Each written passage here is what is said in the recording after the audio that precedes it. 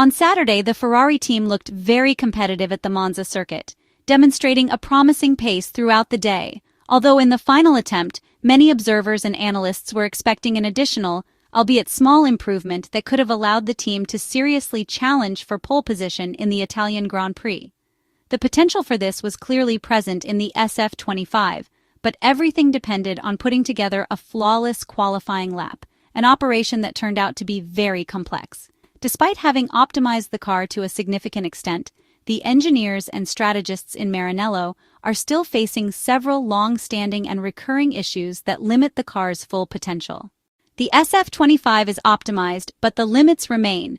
From a handling perspective, the Ferrari SF-25 confirmed a certain tendency towards understeer, a phenomenon that has been observed consistently in various track conditions this season, although the overall balance of the car was reasonably solid and remained effective during the critical moments of qualifying. In general terms, the car's overall performance equation was working well, but to extract the maximum potential required not only perfect preparation, but also perfect execution from both Ferrari drivers, Charles Leclerc and Lewis Hamilton. The SF-25 demonstrated good traction characteristics, which were enhanced by the low-downforce aerodynamic package specifically designed for the unique characteristics of the Monza circuit, known for its long straights and a limited number of slower technical corners.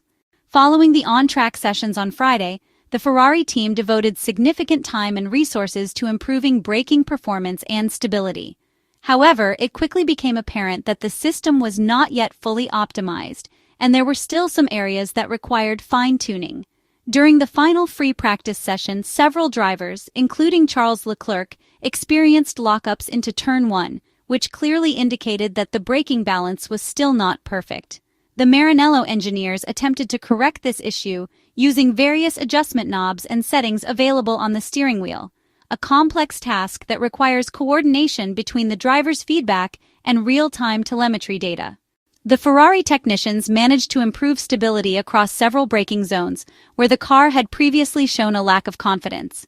However, despite these improvements, Ferrari was still unable to reach the level of Red Bull, who remain the benchmark in braking precision and overall balance.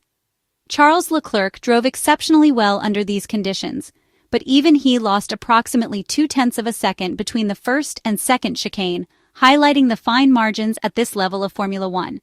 In qualifying, much of the outcome depended on the sensitivity and feel of the individual driver, as effectively managing the relatively low levels of grip was crucial to putting together a complete and clean lap.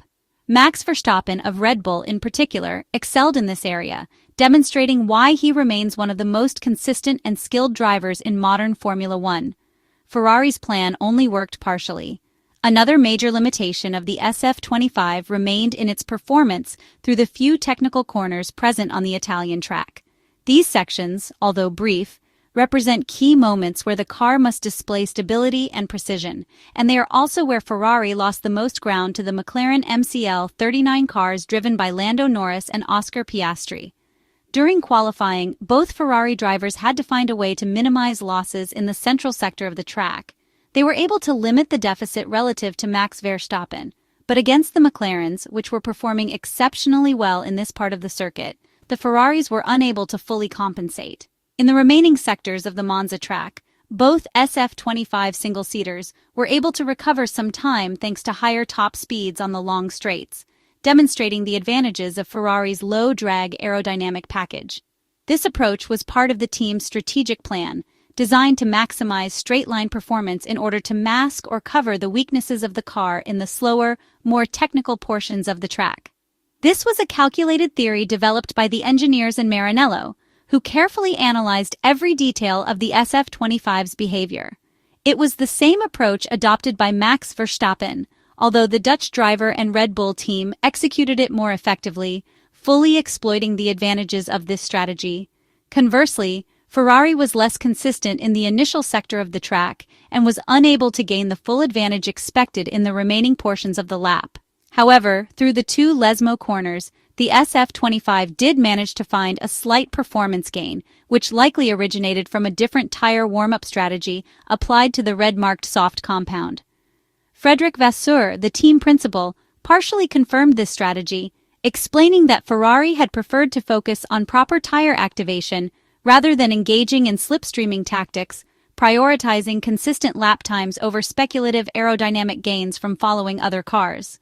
Those final laps in Q3 did prove costly for the Ferrari drivers relative to Max Verstappen and the McLarens.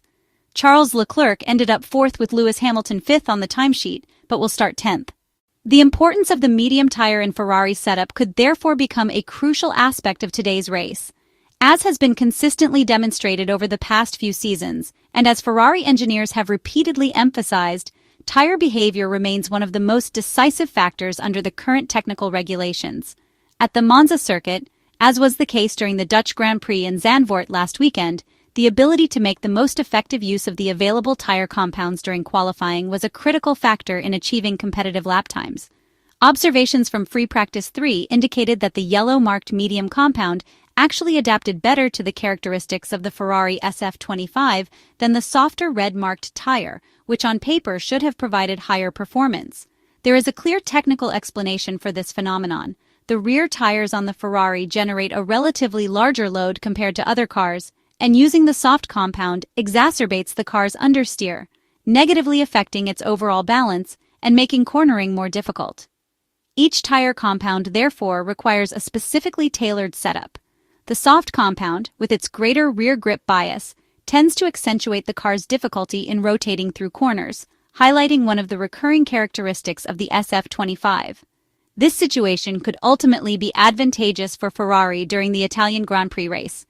The medium compound, which is expected to be the starting tire for most of the leading teams, seems to offer the best compromise between performance and stability for the SF-25.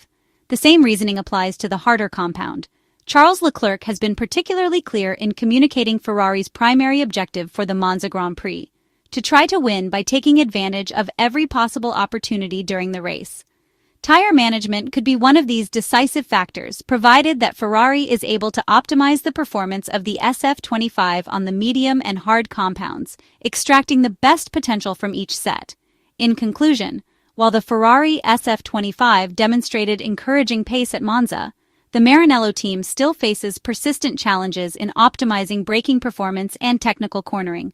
The medium tire has proven to be the ideal solution for balancing the car and maximizing its potential on this high-speed Italian circuit. Charles Leclerc and Lewis Hamilton will need to continue managing the car's strengths and weaknesses effectively in order to convert this potential into a podium finish. The combination of strategic tire choices, precise car setup, and driver skill will be crucial to determining Ferrari's final result at the 2025 Formula One Italian Grand Prix.